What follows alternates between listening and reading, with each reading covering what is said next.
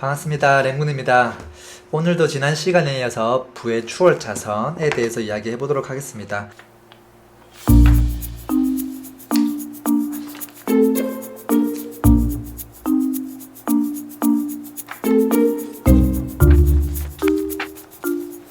자, 챕터 6 본격적으로 인도로 가는 지도에 대해서 살펴보겠습니다. 유쾌한 오늘을 위해 보다 나은 내일을 포기하겠다는 계약.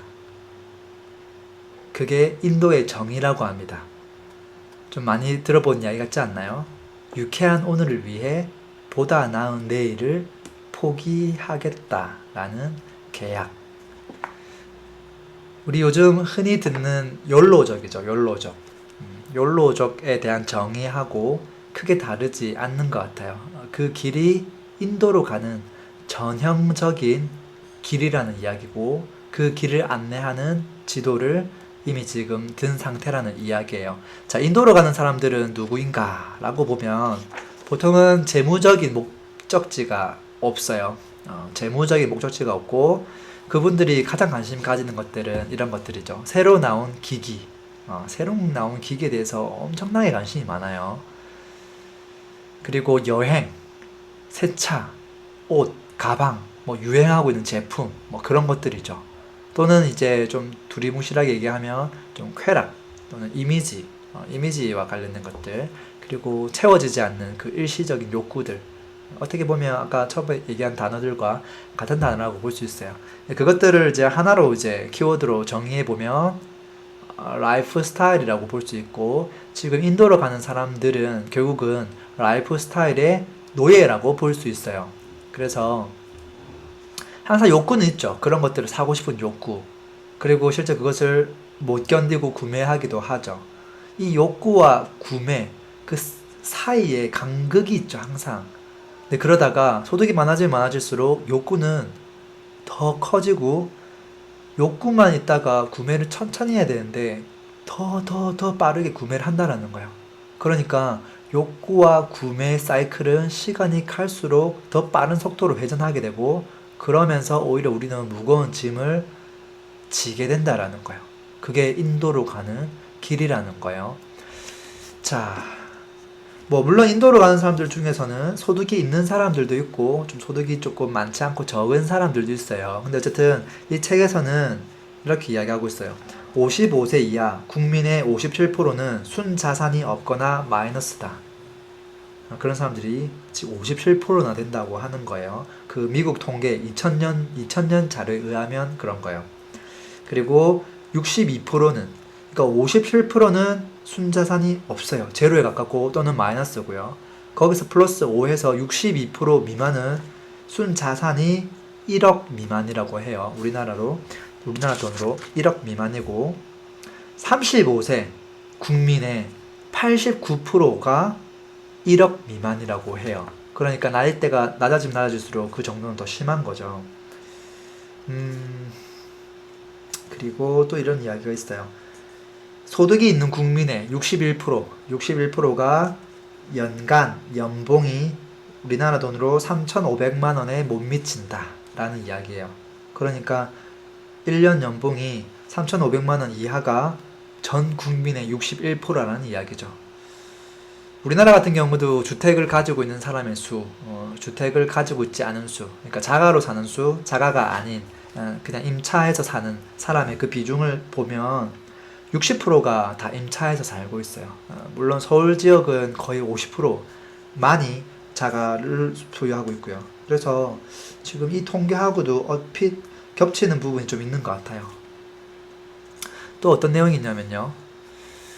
가난한 소득자는 남들이 부러워할 만한 장난감을 몽땅 사들이지만 모아둔 돈이나 은퇴 후 계획은 전무하다.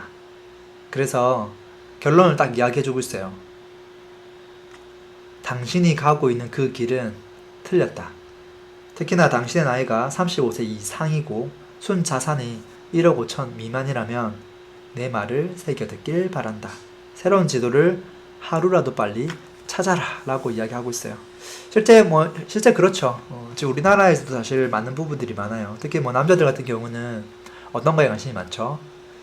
아무래도 이제 뭐 가장 비싼 장난감, 자동차, 이제 이런 것이고요. 또는 이제 새로 나온 장비들, 기기들, 또는 이제 취미생활 할 때 필요한 어떤 그런 다양한 도구들, 뭐 그런 것들. 또 여성분 같은 경우는 이제 뭐 옷, 뭐 화장, 또는 뭐 관리받는 것, 여러 가지 것들이 포함될 거예요.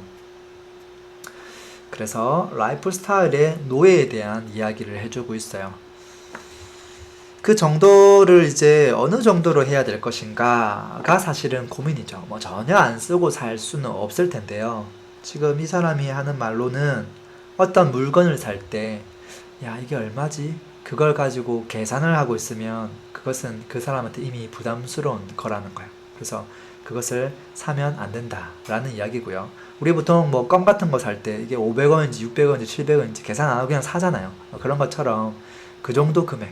요즘 뭐 버스 타고 갈 때도 그냥 대충 퉁퉁퉁 끊고 다 타죠. 그 정도 금액. 그런 거라면 충분히 쓸 수 있지만, 예를 들어서 뭐 30만 원 이상 하는 뭐 청바지, 뭐 이런 것들. 그런 것들은 부담스럽다는 거예요. 실질적으로 제가 알고 있는 우리나라 0.000000001%에 해당하는 그 자산가, 이름만 딱 대도 전 국민이 다 아는 그 자산가 같은 경우도 어떤 물건에 대한 가격, 가치를 이미 인지하고 있고 그 이상의 것을 사지 않으려고 해요. 예를 들어 볼게요. 자, 부동산을 사요. 부동산은 뭐 2, 30억짜리 사는 거 살 수 있죠. 그게 뭐 아파트든 오피스텔이든 땅이든 다 마찬가지인데요. 부동산은 원래 그 정도 하니까. 근데 만약에 컴퓨터를 하나 사야 돼요. 컴퓨터를 사야 되는데 일반인이 인지하는 컴퓨터의 가격 수준이라는 게 있죠. 컴퓨터를 2천만 원을 주고 산다? 약간 상식에서 벗어나죠. 근데 이제 보통 컴퓨터가 한 보편적인 기능을 넣으면 한 뭐 윈도우 버전 같은 경우는 뭐 삼성 노트북 이런 것들은 한 170만 원 또는 뭐 괜찮은 사양은 한 200만 원 정도면 사요. 뭐 맥북 같은 경우는 뭐 한 350만 원 그 정도 하면 거의 풀 사양도 가능하고요. 뭐 물론 좀 더 고급스러운 뭐 그런 기기를 사면 좀 더 비싸지긴 해요. 그런데 데스크탑을 이제 구매한다고 보면 노트북이 아니라 사실 더 싸지잖아요. 한 200만 원이면 최고 사양으로 조립해서 다 살 수 있어요. 자, 그랬을 때 0.001% 자산가가 500만 원을 주고 그 데스크탑을 사라고 한다면 망설일까요? 망설이지 않을까요? 제가 만난 그 자산가는 엄청나게 망설여요. 그리고 결론을, 야, 500만 원? 야, 그거 사지 마라. 가격 조금 더 다운시켜서 나한테 브리핑해줘. 라고 이야기를 해요. 내 생각에 우리나라에서 그렇게 부자가 뭐 200만 원이나 500만 원이나 거기서 거긴데 왜 이렇게 짠돌이처럼 이런 걸 가지고 고민하지? 나 같으면 뭐 2천만 원인데 뭐든 그냥, 야, 노트북 종류별로 그냥 무조건 매달 10대씩 다 사. 라고 할 것 같은데, 뭐 자동차는 뭐 몇십억짜리 몇백 대 가지고 있으면서 왜 노트북을 그것을 비싸다고 이야기할까? 라고 하는 것은 그 물건에 대한 가치를 바라보기 때문이에요. 그것보다 말도 안 되는 것은 이거는 사치 또는 뭐 이 사람이 이 책에서 이야기하는 라이프 스타일의 노예다 라고 생각을 하기 때문에 그런 거라고 저는 생각을 해요. 그래서 우리는 그 물건에 대한 가격, 가치와 근간해서 조금 생각해 볼 필요가 있을 것 같고요. 자, 이제 본격적인 핵심적인 내용이 나와요. 인도 여행자의 사고방식. 그러니까 인도 지도를 인내하는 그 지도 안에는 항상 11가지의 키워드가 있어요. 모든 지도에는 11가지 키워드가 있는데 그 키워드에 대해서 인도로 가는 사람들은 어떤 인식을 가지고 있는지 이야기를 해요. 첫 번째는 부채고요. 그 부채에 대해서는 이런 거죠. 부채에 대한 인식, 신용거래는 참 좋은 거야. 자동차 할부금 같은 제도는 그래, 덕분에 나는 월급이 적어도 현재를 즐길 수 있지. 뭐 이런 이야기들 쭉 나오고 있는데요. 대부분 이제 급여가 있기 때문에 그것으로 인해서 부채를 다 어떻게든 충당하려고 하는 생각을 가지고 있는 것 같아요. 두 번째는 이제 시간에 대한 인식이에요. 사실 뭐 다른 것들보다 시간이 가장 중요한데 이제 이 부분에 있어서는 내일보다는 오늘이 중요하다. 그래서 갑자기 죽을지도 모르는데 돈을 모아서 뭐 하겠어 라고 이야기를 하고 있어요. 그러니까 오늘을 즐기자. 그러다 보니까 나의 시간을 빼앗는 것, 그것들이 무엇인지도 모르고 그냥 계속 빼앗기고 사는 거예요. 대표적인 게 이런 거죠. 성공한 사람들은 남들이 관심을 많이 가지는 것에 관심이 없어요. 예를 들어 볼까요? 최근에 나온 최신 영화 크게 관심이 없어요. 또는 지금 핫한 드라마 관심이 별로 없어요. 일반인들이 나와서 그 이야기를 나누는 그 주제들에 대해서는 대부분 관심이 없어요. 오히려 그분들이 관심이 없는 것들에 대한 주제에 대해서 관심이 정말 많죠. 그게 결국은 다 내 시간을 빼앗아 먹는 좀비 같은 것들이라는 거예요. 자, 다음 키워드는 돈이에요. 돈. 돈에 대한 인식. 자랑할 게 있으면 자랑해야지. 뭐하러 만일을 대비하나. 돈이 있으면 써버려야지. 그리고 다음 키워드는 이제 주요 수입원에 대한 거예요. 돈을 많이 주는 곳이면 어디든 괜찮아 라고 이야기를 하고 있고요. 결론적으로는 시간, 노동, 그것에 대한 노예가 되는 길을 계속 선택한다는 거예요. 돈만 많이 준다면, 뭐 야근하더라도 돈만 많이 준다면, 또 빡세더라도 그게 어때? 라고 계속 선택해 나가는 거죠. 그 다음 키워드는 부를 늘리는 주요 전략이에요. 이분들은 그것에 대한 전략은 당연히 없어요. 너무 고차원적인 이야기라서. 뭐 가끔씩 사는 복권 또는 만일에 대비해서 가입한 복권이 아니라 보험, 이제 그런 것을 부를 늘리는 주요 전략이라고 생각을 하는 것 같아요. 그 다음 키워드는 이제 부에 대한 인식이에요. 부에 대한 인식. 실컷 누리다 죽는 사람이 행복한 사람이지. 지금 당장 행복한 게 가장 중요한 거야. 그게 부에 대한 인식이라고 해요. 다음 키워드는 부의 방정식이에요. 부의 방정식은 매번 나올 거예요. 지금 인도로 가는 지도의 부의 방정식은 부란 수입 플러스 빚이다. 잘 봐요. 부란 수입 플러스 빚이다. 잘 봐요. 그러면 부는 수입하고 빚 두 가지로 이루어진다는 결론이죠. 그러면 거기서 수입을 딱 빼버려요. 그러면 부는 빚이다. 빚을 빼버리면 부는 수입이다.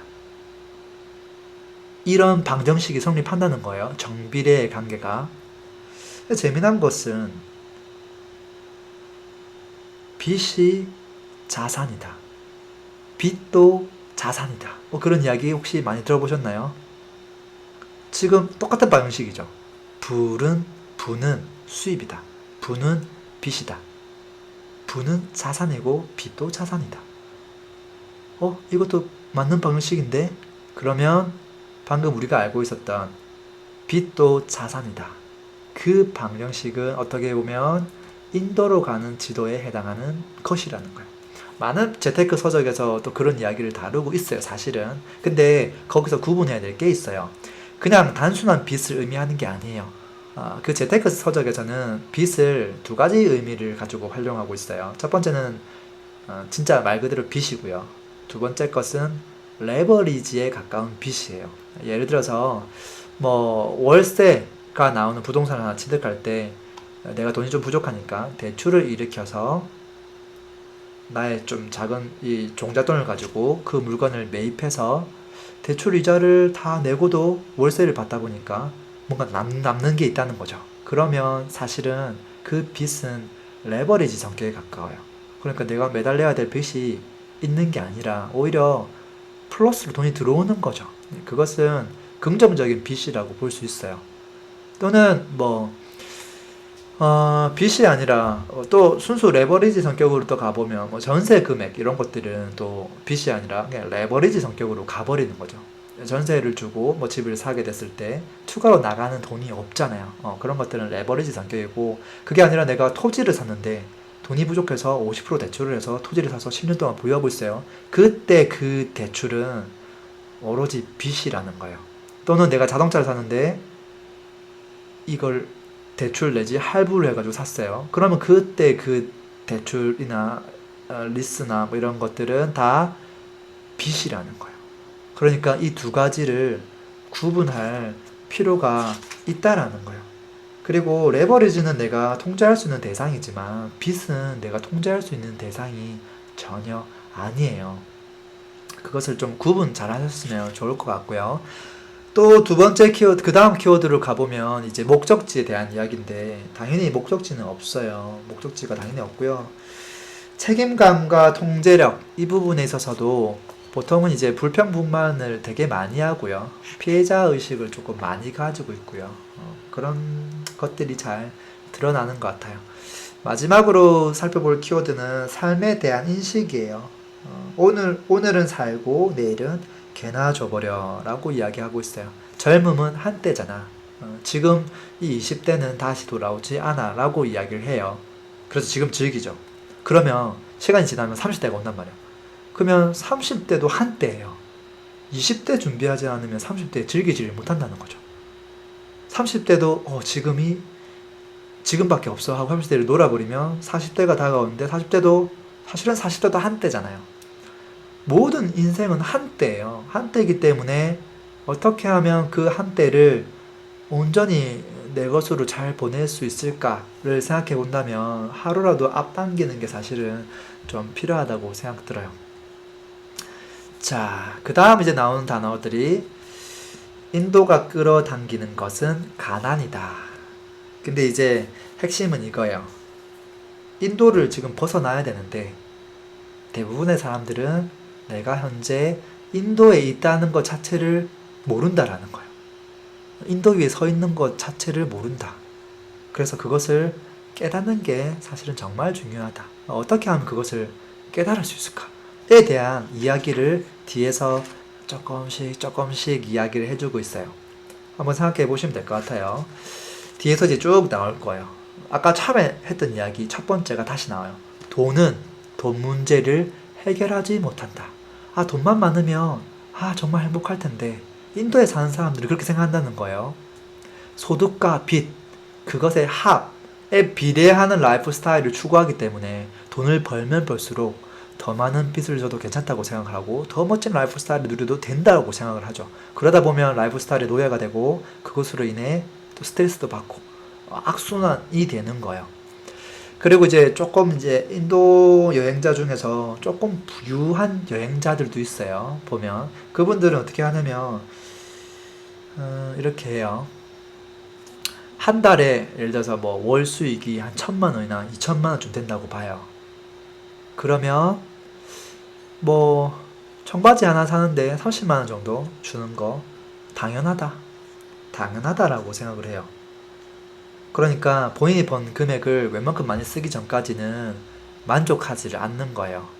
그리고 이분들의 가장 큰 단점은 뭐냐면 돈을 관리하는 방법을 모르는 데 있어요. 돈을 관리하는 방법은 소득하고는 상관이 없어요. 100만 원 버는 사람이든 뭐 1,000만 원 버는 사람이든 돈을 관리하는 방법은 소득하고는 전혀 상관이 없어요. 그래서 이 부분은 꼭 체크를 해봐야 될 것 같고요. 그리고 이게 소득은 결국은 이 부의 신규로에 빠지게 돼요. 그 이유가 지금 돈 관리 능력이 미숙해서 라고 이 책은 이야기하고 있어요. 자, 내용이 너무 좋죠. 11가지 키워드. 11가지 키워드가 제일 중요했어요. 나는 소득이 있으니까 빚을 얼마든지 내도 된다. 그것은 인도로 가는 길이다 라는 거예요. 나중에 내가 소득이 많아지면 그래, 사람들이 보는 눈이 있으니까 내가 이 정도 되는 집에는 살아야지. 그러면서 뭐 한 5억짜리 집에 살다가 10억짜리 집으로 이사를 가요. 그러다 보면 대출이 한 1억이 대출이 있던 것들이 한 5억이 된단 말이죠.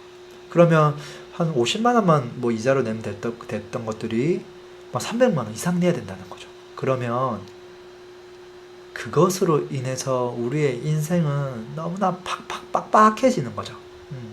그게 부자로 가는 길이 절대 아니다라는 거예요. 다음 주제로 한번 넘어가 보죠. 부자처럼 보이는 것과 진짜 부자인 것은 다르다. 그 차이는 뭘까요? 지금 이 저자는 이 사회가 부를 오염시켰다고 이야기해요. 그러니까 부에 대한 정의를 사회가 개인들이 잘못된 정의를 받아들이도록 계속 인지시켜 왔다라고 이야기를 하고 있어요. 뭐 예를 들면 이런 거죠. 불안, 뭐 기사가 딸려있는 고급 승용차 또는 전용 비행기를 가지고 있으면서 뭐 남태평양으로 떠나는 이국적인 여행을 자주 하면서 해변에 이제 고급스러운 저택이 있고 라스베이거스에서 펜트하우스 정도 가지고 있는 사람, 그게 진정한 부다라고 자꾸 주지시키는 거죠. 사실 주지시켰다기보다는 뭐 드라마라든지 어떤 광고라든지 여러 가지 그 영상이 우리한테 그렇게 인식을 하게끔 했다라는 거예요. 사치스럽고 좀 호화스러운 그 라이프 스타일을 가지고 있는 사람이 부자다 라고 이제 정의를 내린 거죠. 근데 실질적으로 물질적인 그 소유물, 부라고 하는 것은 물질적인 소유물로 완성되는 그 절대적 개념, 그게 아니다라는 거예요. 많은 사람들은 그렇다라고 믿고 있는데 이미 그게 아니다라는 거예요. 저자가 이야기하고 있는 그 부에 대한 정의는 심플해요. 마치 공식처럼요. 그게 뒤에도 일맥상통하게 계속 주장하고 있어요. 이 사람은 먼저 부를 이루는 3요소에 대해서 설명을 하고 있어요. 첫 번째는 뭘까요? 첫 번째는 가족, 패밀리 또는 우리가 만나고 있는 그 관계들. 그게 첫 번째고요. 두 번째는 신체나 건강을 의미하고요. 세 번째는 자유 또는 우리가 하는 선택들, 그것을 의미해요. 이 세 가지가 충족돼야지만이 진정한 부를 이뤘다 라는 거예요. 부라고 하는 것은 이 세 가지가 모두 충족됐을 때 생기는 것이다 라고 이야기를 하고 있어요. 실질적으로 이 사람이 언제 가장 행복했는가 떠올려 보니까 람보르기니 차를 뽑았던 날도 아니고 또는 아주 비싼 가격으로 수백만 달러에 본인의 회사를 팔았던 그 날도 아니다라는 거예요. 언제 가장 행복했냐면 이 세 가지가 모두 충족됐을 때, 그때 본인은 진정한 부를 느낄 수 있었고 그때 행복감을 느낄 수 있었다라고 이야기하고 있어요. 이 세 가지 중에 보다 중요한 건 뭘까요? 저자는 이 세 가지 중에서 이 책에서는 자유, 선택, 자유가 가장 중요한 요소다라고 이야기하고 있어요. 지금 신체, 건강, 뭐 이거 같은 경우는 꼭 뭐 건강만 의미하는 건 아니에요. 어떤 활기, 열정, 에너지 이제 그런 것들까지 다 포함한 개념이고요. 자유의 의미는 이제 내가 원하는 것을 살아갈 수 있는, 내가 원하는 것을 선택할 수 있는 그것을 이제 자유라고 표현하고 있어요. 어쨌든 지금 결론이 나왔어요. 부자가 되기 위해서는 이 세 가지를 쫓아야 된다. 그리고 세 가지 중에서 중요한 건 자유다. 왜 자유냐? 자유가 있어야지만 나머지 두 개를 얻을 수 있기 때문이에요. 자유가 있으면 시간적으로 구애받지 않는다는 소리고요. 시간이 많으면 내 몸도 챙기고 가정도 챙기고 그렇게 되는 거죠.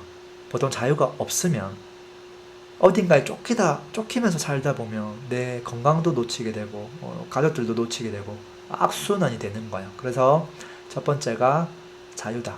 그러니까 어떻게 보면 시간적 자유이니 첫 번째라는 거예요. 부자가 되려면 돈을 쫓지 말고 어떻게 해서 뭐 재테크를 해서 돈을 많이 벌 수 있을까? 그것도 물론 필요하지만 그것보다는 어떻게 해서 내가 가장 빠른 시일 내에 시간적 자유인이 될 것인가 가 중요하다라는 거예요. 자, 실제 이 정의 하나를 처음에 어떻게 내리느냐에 따라 그 사람의 운명이 너무나 틀려져요. 우리는 그것을 많이 보고 있어요. 제가 예를 들어 볼게요. 부동산 재테크 하다 보면 투자의 목적, 그 목적지가 헷갈려하는 분들이 되게 많아요. 자, 투자의 목적은, 부동산의 투자의 목적은 더 많은 돈을 얻기 위해서 하는 것이다 라고 만약에 정의를 내려버리면 내가 진정 원하는 것을 얻기 위해 내 돈뿐만 아니라 뭐 타인의 돈도 가지고 또 뭘 하게 되고 돈에 계속 집착하게끔 되는 거예요. 더 큰 돈을 불려서 더 큰 돈을 만들어내야지.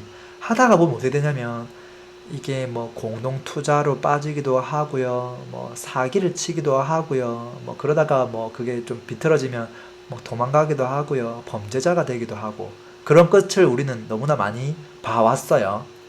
그게 뭐 비단 부동산뿐만 아니라 뭐 주식이든 뭐든 다 마찬가지였어요. 그런데 정의가 그렇게 내려지지 않고 자, 부동산 재테크를 하는 목적은 가장 빨리 시간적 자유인이 되기 위해서다. 그것이 되기 위해서 임시적으로 내가 그것을 활용하는 수단일 뿐이다. 라고 정의를 한 사람은 내가 원하는 궤도에 들어오면 그것을 빨리 내려놓게 돼요. 빨리 내려놓고 시간을 획득하게 되죠. 시간을 획득하게 되면 그때부터 가족 건강, 진정 원하는 것을 찾아서 또 내가 하고 싶은 일을 향해서 떠나게 될 거라는 거예요. 그래서 처음에 정의를 어떻게 내리느냐가 상당히 중요하다고 볼 수 있어요. 지금 엄청 중요한 이야기를 사실은 해주고 있죠. 또 볼까요? 우리의 눈속임, 부의 눈속임, 부자처럼 보이려고 하는 사람들의 이야기들도 조금 담겨 있어요. 자,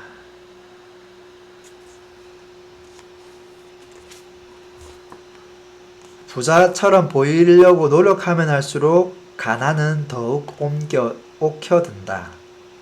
벤츠 판매 대리점에서 부를 사는 것은 불가능해도 자유를 저당 잡히는 것은 가능하다. 부에 대한 잘못된 이해 때문에 잃는 것은 자유다라고 이야기하고 있어요.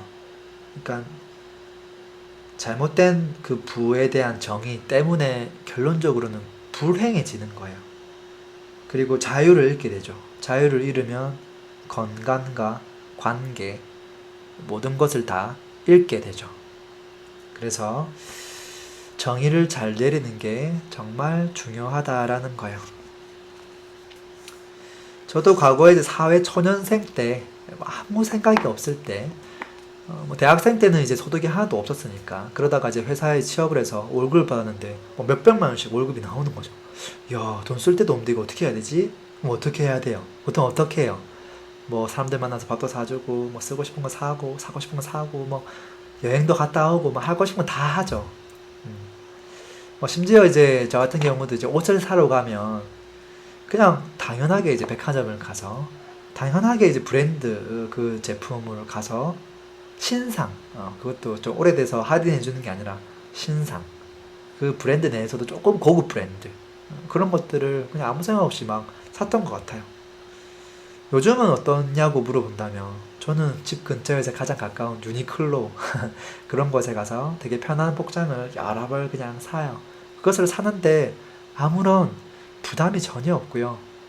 뭐 심지어 가격표를 안 보고 그냥 바구니에 담을 때도 많아요. 우리가 어떤 물건을 살 때 가격을 보고 손 떨리면서 이걸 사야 될까 말아야 될까? 야, 이게 다음 달에 나오는 그 신용카드가 얼마일까? 그것을 고민해야 된다면 아예 안 사는 게 맞지 않을까 싶어요. 자, 그렇게 해서 또 챕터 6이 지나갔고요. 챕터 7로 한번 가보죠. 또 좀 센 이야기가 나오네요. 평범하다는 것은 현대판 노예라는 뜻이다. 평범하다는 것은 현대판 노예라는 뜻이다. 혹시 여러분은 평범하세요? 야, 이 친구 정말 평범하지 않네? 좀 이상한 놈이네? 라는 이야기를 많이 들으세요. 만약에 평범하다면 평범 이꼬르 지금 노예라고 이야기하고 있어요. 다르게 얘기하면 당신은 노예야 라고 그냥 직설적으로 우리한테 이야기를 하고 있어요. 왜 그런지 한번 살펴볼게요. 우리가 잘못된 길로 가고 있는 것, 어떤 정의를 이제 잘못 내리고 있는 것들 되게 많은데 그 중에 또 한 가지가 돈으로 행복을 살 수 없다. 그 주장을 믿는 것에 있다라고 이야기하고 있어요. 돈으로 행복을 살 수 있을까요? 없을까요? 뭐 돈으로는 사랑을 살 수 없다. 돈으로는 좋은 차를 살 수 있지만 사람을 살 수는 없다. 뭐 그런 비슷한 이야기도 많은데 여기서는 돈으로 행복을 살 수 없다. 그렇기 때문에 돈은 나중에 생각하고 일단 행복을 위해 지금 누려라. 이렇게 지금 우리가 계속 해석이 되고 있거든요. 그게 잘못됐다라는 거예요. 왜 그러냐면, 자, 지금 키워드가 두 개죠. 하나는 돈이고 하나는 행복이에요. 돈으로 행복을 살 수 없다. 라면 행복에 대한 키워드의 핵심을 뽀개봐야 되는데, 이 행복의 반대, 그러니까 행복의 진짜 적이 무엇인지, 적군이 무엇인지를 보면 바로 행복의 반대는 노예화예요. 노예화. 자유를 잃은 상태라고 보는 거죠. 그러니까 돈은 자유를 살 수 있다는 거예요. 돈이 없으면 노예가 되지만 돈이 있으면 자유를 살 수 있기 때문에 궁극적으로 자유를 사게 되면 어떻게 되죠? 가족, 관계, 신체, 그런 것들을 다 두루두루 살필 수 있기 때문에 내가 진짜 원하는 것도 하게 되고 가족 관계, 신체 다 좋으면 결국 행복해진다라는 거예요. 그 확률이 너무나 높다라는 거죠. 근데 만약에 자유를 잃으면 행복해질 확률이 거의 제로에 가깝다라는 거예요. 그러니까 어떻게 보면 돈으로 행복을 살 수 있다라고 이야기하는 게 맞다라는 거예요. 고소득자들은 지독한 불행을 겪고 있다. 근데 그게 돈 때문이 아니다. 그들은 자유를 잃었기 때문에 불행하다라는 거예요. 돈이 그들을 쥐고 있다. 뭐 그런 이야기를 하죠. 그래서 돈이라고 하는 것은 돈 이꼬르 행복은 아니에요. 그쵸? 이꼬르는 아니에요. 그렇지만 돈은 행복해지는데 선제 요건, 필수적인 선제 요건이라고 볼 수 있다. 그래서 결론적으로 부라고 하는 것은 사실은 행복이다 라는 말과 거의 비슷하기도 해요.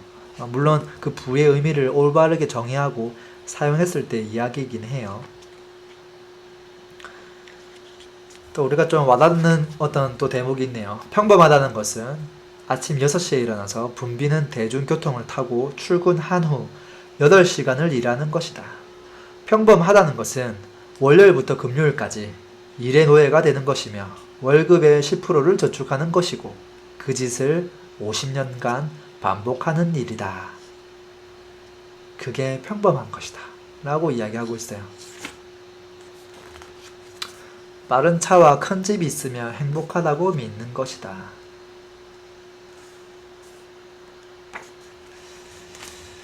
이 사람이 주장하는 내용들을 뒷받침해주는 이야기들이 있어요. 자, 돈은 자녀가 성장하는 과정을 지켜볼 자유를 가져다 준다. 맞죠?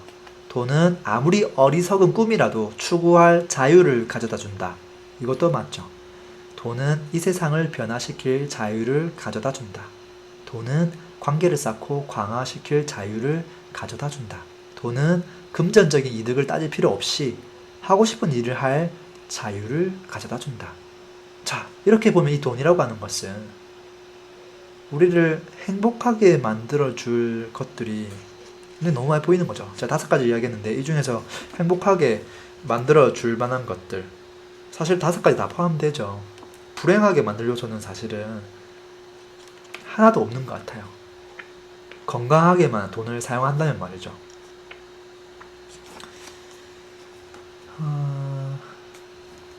그러고 이제 쭉 지나가면 유혹을 조심하라 라는 대목이 있어요. 유혹. 저는 TV를 잘 안 봐요. 그리고 과거 몇 년 동안 뉴스도 잘 안 봤어요. 세상이 어떻게 돌아가는지 그것을 꿰고 있어야 될 이유는 없어요. 내가 아직 준비되지 않은 상태에서 세상이 어떻게 돌아가는지 그것만 살펴보다가는 아무것도 못해요. TV를 틀어보면 온통 그게 뭐 드라마든 뭐든 뭐 개그 프로그램이든 온통 그 일반인들의 그 시각 속으로 빠져들게 만들어요. 그리고 더 나쁜 것은 내가 나의 호주머니에서 뭔가를 사게 만들어요. 나를 계속 유혹하는 거죠. 그래서 매체하고 조금 멀어지는 게 저는 필요하다고 봐요. 요즘 뭐 블로그 같은 경우는 어떻죠? 뭐 블로그에 괜찮은 글들도 많이 있지만 예를 들어서 뭐 어디 맛집이라든지 어떤 여행 같은 것들 검색한다거나 어떤 내가 물품이 필요해서 뭐 검색해보면 온통 광고글이죠. 지금 거의 블로그는 거의 광고판으로 도배가 됐다라고 이야기해도 무방해요. 그래서 진정한 블로그가 최초에 하려고 했던 그 목적의 그 플랫폼으로서는 이미 성격을 다 잃어버렸다고 볼 수 있어요. 그렇던 것들이 점점 다 유튜브로 좀 가고 있죠. 유튜브에서는 어떤 개개인의 어떤 생각, 어떤 조금 더 블로그보다 본인을 더 드러내야지만 뭔가 할 수 있는 것들이 많아요. 그런데 또 한편으로는 유튜브도 뭐 리뷰라든지 뭐 제품 소개라든지 뭐 그런 것들로 또 광고판이 점점 좀 되고 있기도 해요. 그래서 이 플랫폼을 너무 많은 매체를 많이 받아들이는 건 좋지 않다고 봐요. 그래서 특히나 아까 우리 가장 중요한 세 가지 있죠. 세 가지. 자유, 신체, 하나는 뭐죠? 가족. 자, 이 세 가지와 관련 없는 내용들은 철저하게 좀 배제하는 게 필요하고요. 그 중에서 첫 번째가 자유죠. 자유로 가기 위한 도움이 되는 컨텐츠, 도움이 되는 이야기, 도움이 되는 영상, 도움이 되는 강의, 그런 것들은 찾아서 들어도 괜찮지만 그 외의 것들은 절대 나한테 푸시되지 않도록 차단하는 게 좀 필요해요. 결국은 유혹에 당하지 않으려면 그런 것들을 차단해야 돼요. 이 사람인지라 계속 보다 보면 야 이거 너무 갖고 싶은데 하고 사고 싶은데 빠져들게 되거든요. 그리고 8장으로 한번 가보죠. 인생 한 방을 노리는 사람은 가난을 면치 못한다. 결론적으로 한 줄로 이야기하고 있어요. 과정이 있어야 사건이 있다. 그 과정을 건너뛰지 마시라. 그리고 어떤 사람이 성공했을 때 그 결과, 사건을 보지 말고 과정을 보셔라. 라고 이야기하고 있어요. 그리고 이제 9장으로 가면 인생을 남의 손에 맡기고 남 탓하며 사는 사람들이라고 이야기하고 있어요. 히치하이킹에 대한 이제 이야기가 나오는데요. 히치하이킹을 하는 사람들이 너무 많죠. 근데 전국적으로 가장 큰 규모의 히치하이킹 그 집단이 누구냐면 바로 유권자 집단이라는 거예요. 전 국민은 다 투표를 하니까 모든 집단 중에서 가장 큰 히치하이킹 집단이라고 볼 수 있어요. 이 사람들이 문제가 뭐냐면 정치인이 세상을 바꿔줄 것이다 라고 믿는 거예요. 그것만 믿고 아무것도 안 하는 거죠. 내 인생을 그 사람들 손에 맡겨두는 거예요. 그 사람들이 나타나서 세상을 편하게 잘 살게 해주겠다고 약속하면 그 정치인을 뽑는 거죠. 그리고 믿고 기다리고 아무것도 안 하고 가만히 있는 거죠. 실제 이제 존 F 케네디가 이런 이야기를 했다고 해요. 국가가 당신을 위해 무엇을 할 수 있는지 묻기 전에 당신이 국가를 위해서 무엇을 할 수 있는지 물어보라. 그게 선행돼야 된다는 거예요. 물론 국가를 운영하는 어떤 정부에서의 그 방향이라든지 그것도 물론 중요하지만 일단 개개인이 어떤 생각을 가지고 어떻게 개척해 나가는가가 사실은 그것들이 다 뭉치면 그 국가가 잘 될 수밖에 없다라는 거예요. 자, 그렇게 해서 거의 마무리가 되었네요. 자, 인도로 가는 서행 차선, 인도에 대한 지도, 가난을 만드는 지도, 가난을 만드는 지도. 자, 그렇게 해서 가난을 만드는 지도, 인도에 대한 이야기가 이제 마무리가 되었어요. 지금까지 했던 이야기대로 절대 하면 안 된다는 이야기를 하고 있어요. 어떻게 해야 될지 그것도 중요하지만 내가 어떤 걸 하면 안 될지 어떻게 생각하면 안 되는지 그것을 먼저 이해하는 게 저는 필요하다고 봐요. 그래서 3장이 사실은 4, 5장보다 더 중요한 게 아닌가 싶어요. 그 중에서 가장 중요한 것은 그 돈에 대한 정의였던 것 같아요. 돈에 대한 정의는 크게 세 가지로 요약된다 라는 거예요. 절대 부는 소득 더하기 빚이 아니다. 부는 가족, 신체, 자유에 의해서 만들어진다. 그것을 100% 그냥 신뢰하고 믿으셔야 돼요. 그게 아니면 절대 그 지도를 향해서 달려갈 수가 없을 테니까요. 많은 사람들이 이 세 가지를 전부 다 내 것으로 만들고 또 그것을 내 것으로 만든 다음에 그 다음 것을 또 생각하는 여러분이 되셨으면 좋겠어요. 저도 그런 과정을 통해서 지금 가고 있는 길이라고 볼 수 있어요. 제가 쭉 지나와 보니까 실제 그 길이 정말로 맞는 길이다 라는 걸 깨닫고 있고요. 제가 이제 만나는 분들 중에서 조금 이제 성공한 사람들도 좀 있죠. 제가 그 사람들하고 통화하다 보면 항상 그렇게 얘기해요. 야, 네가 정말 최고인 것 같다. 왜? 나는 그냥 집에서 쉬고 있는데? 라고 이야기하거든요. 전화하면, 뭐 하고 있어? 라고 하면, 아, 나 오늘 아이 등원시키고 잠깐 차 한잔 하고 있어. 스타벅스에서 조금 뭐 글도 좀 쓰고 하고 있어. 또 전화가 오면, 야, 지금 뭐 하고 있어? 아, 오늘 지금 금요일 가정의 날이라서 지금 가족들이랑 잠깐 산책하고 놀고 이제 방금 집에 들어왔어. 이제 이런 이야기를 이제 매번 한단 말이죠. 하면 이제 그분은 좀 바쁘거든요. 바빠서 뭐 그 결제해야 될 것도 많고 물론 그 오너이긴 하지만 어쨌든 맨날 나한테 야 진짜 네가 최고다. 네가 그 얘기 들을 때마다 나는 뭐 무슨 소리지? 라고 생각을 하는 한편 아 진짜 이 책에서 이야기한 대로 이 세 가지를 쫓는 게 정말 중요하구나 라는 것들을 조금 몸소 느끼고 있어요.